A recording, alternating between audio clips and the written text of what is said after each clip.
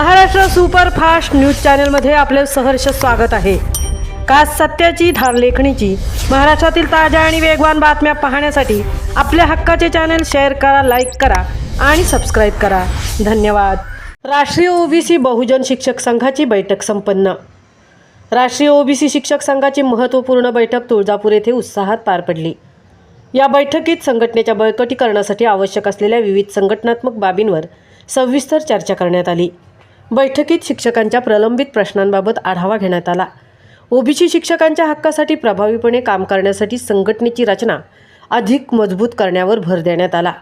आगामी काळातील उपक्रम सदस्य नोंदणी वाढवणे, तालुका व जिल्हास्तरीय कार्यकारिणी अधिक सक्रिय करणे तसेच शिक्षकांच्या शैक्षणिक व प्रशासकीय अडचणी शासन दरबारी मांडण्याबाबत चर्चा झाली। यावेळी उपस्थित पदाधिकाऱ्यांनी संघटनेच्या ध्येय धोरणांची माहिती देत एकजुटीने काम करण्याचे आवाहन केले। शिक्षकांच्या समस्या सोडवण्यासाठी संघटना कटिबद्ध असल्याचे मत व्यक्त करण्यात आले। या बैठकीला संघटनेचे पदाधिकारी, कार्यकर्ते व शिक्षक मोठ्या संख्येने उपस्थित होते। बैठक यशस्वीरित्या पार पडल्याने संघटनेच्या कार्याला नवचैतन्य मिळाल्याची भावना उपस्थितांमध्ये दिसून आली।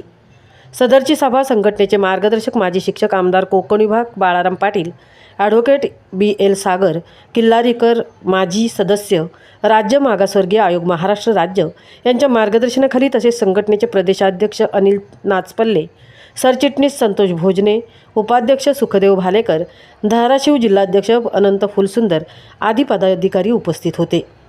महाराष्ट्र सुपरफास्टसाठी धनाजी घरतसह तृप्ती भोईर, पेण।